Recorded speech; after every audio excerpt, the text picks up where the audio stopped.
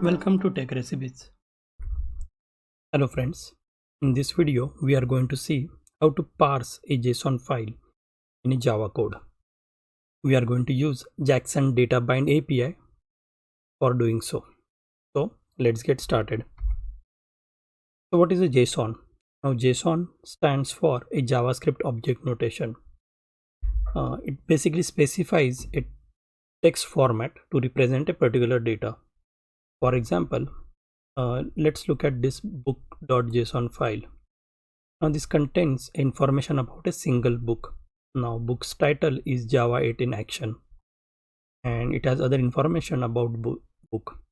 If you see the JSON file, there is this open curly braces and close curly braces, and in between there are these key value pairs. Now key represents a field name and the value represent actual value of the data. There are different types of values possible. If you see here, there is string value, there is a one integer, and there is also array where we are using open and close square bracket. Now if we want to represent same information in a Java Pojo class, it would look like something like this. So title would be a string variable in the Java. Same will be for ISBN, and the arrays can be represented as a list. Now what we need to do here is we need to read this book.json file and put these values in a Java book object so that we can use this information in our code for doing further processing. So how can we achieve that? So we are going to use JSON Databind library for this. We will use the latest version available at the recording of this video, which is 2.13.3. JSON Databind is basically open source library which allows us to map or parse a JSON object and convert it into the Pojo. It provides a lot of interfaces or objects to do so.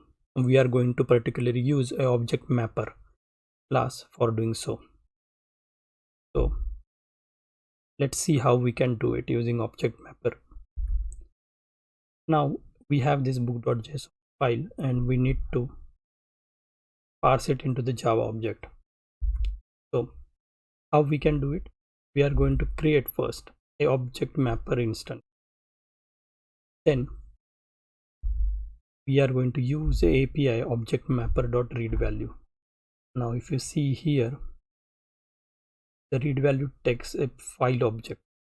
Now file would be this file which we want to read, and it also tells us another argument is a book.class, so tells us what type in the Java this file should be mapped to. So what it basically does, it will parse this file and see if this all, and will map all these fields into this Java object. That way we can read a single JSON file into a single Java object. But our usual use cases are not like that. We might also need to read a list of books. So there might be a file which would contain a multiple list of books. Like for example, here you can see this book.json contains an array of book objects. So there are multiple books here. So how do we read this? So object mapper also has another API, or maybe the same API, but where we can specify the type of the object as a list of books. Now we cannot really have in generic the way to specify list.class. So that's why there is this provision of using new type reference. That is this is the only difference between the previous code and this code. In previous code here we specified book.class. Here instead of specifying list.class, we are specifying type preference and then inside that a generic type. So this will return a list of books value. This way we can read an array inside a JSON into a Java list. Okay, so let's see how we can write this code. Now all the code that we are going to write is available on the GitHub link shared in the description. I'm going to use this Maven project which I earlier used for writing a CSV file. So in the pom.xml, we will add the only dependency that we need here. So we need here Jackson Databind. So I have copied that dependency into the pom file. Now in the resources folder, I have this book.json which contains content of a book. So you can see here the fields like title, ISBN, year written. Now let's create a new package where we will write our code. I will name the package as a JSON. Now I will create a new class, which is our model class book. Now this class should have the same field as in the book.json. So let's write those fields. So there is a title which is mapped to the string field. ISBN, we will also write a string field for the ISBN. Now year is an integer, so we will write int field for it. I'm going to pause this video and add other fields. So now you can see I have added all the fields. Now I'm going to generate some code that is required, like getter and setter, also a constructor using the IntelliJ code generation. We can also use a Lombok library here. Lombok is very useful to avoid such boilerplate code, but for this example I am going to keep it simple, simply generate a required code. We also need to write a toString method, so I am going to add that as well. A toString method will be useful if we are printing the object. It will give us a very good representation, a book, when we are printing it. So now let's create another class where we will try to read the book.json into the book object. So let's name it book.json reader. Let's type a main method. Now inside main method we will have to create an object mapper. Now object mapper, as we saw, will allow us to map a JSON into a Java Pojo. Object mapper has this read value API, but it takes a file as an argument. So we will create a first file object here. So let's create a file object. We'll point to the book.json. So we need to specify the path of the book.json here.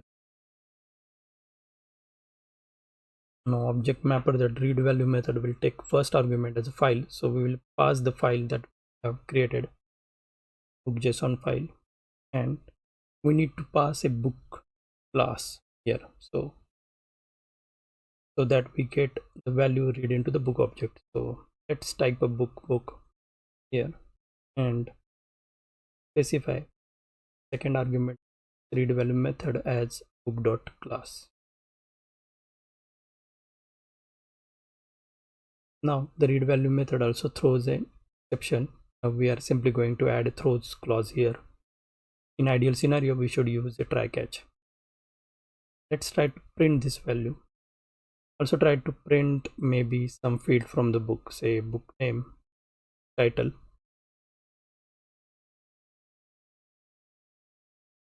can be dot get title. And let's try to run this example now.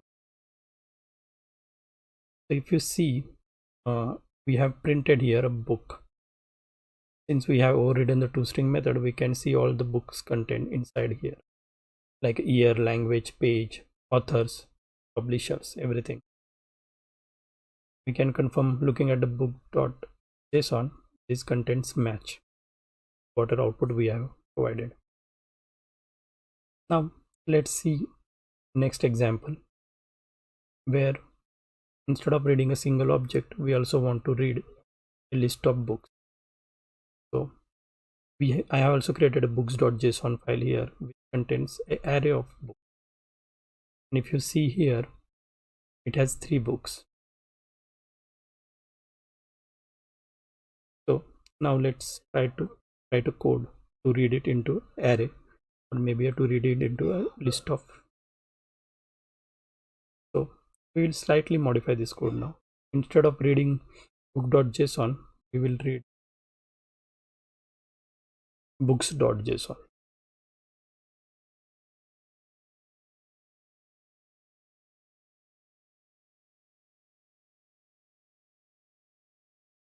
Now we are going to read it into a books array. So first try to read it into the books.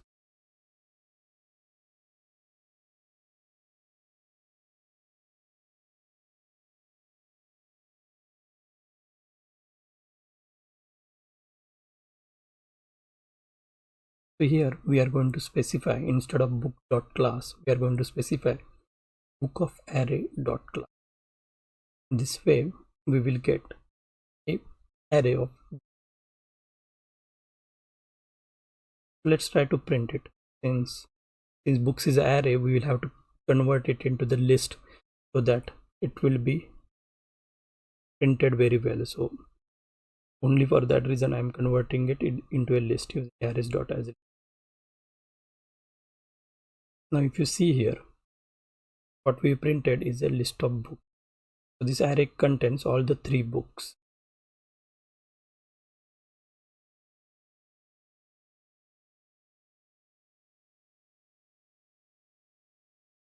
So you can see here all the 3 books were added to the books array. Now we will see another scenario. Instead of array, we are going to feed the object into the list book. Now to do so, we cannot use the list of class here because we need to specify list of book, not any list class. So that's why we need to use the special syntax here, where we specify type reference, and inside the type reference we specify list of books. So let's try to run this.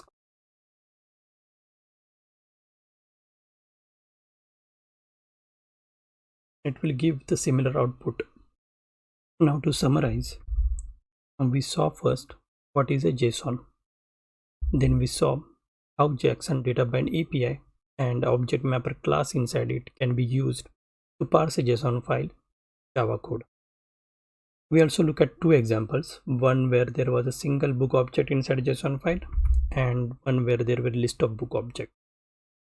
So I hope you enjoyed the video. Thank you for watching it.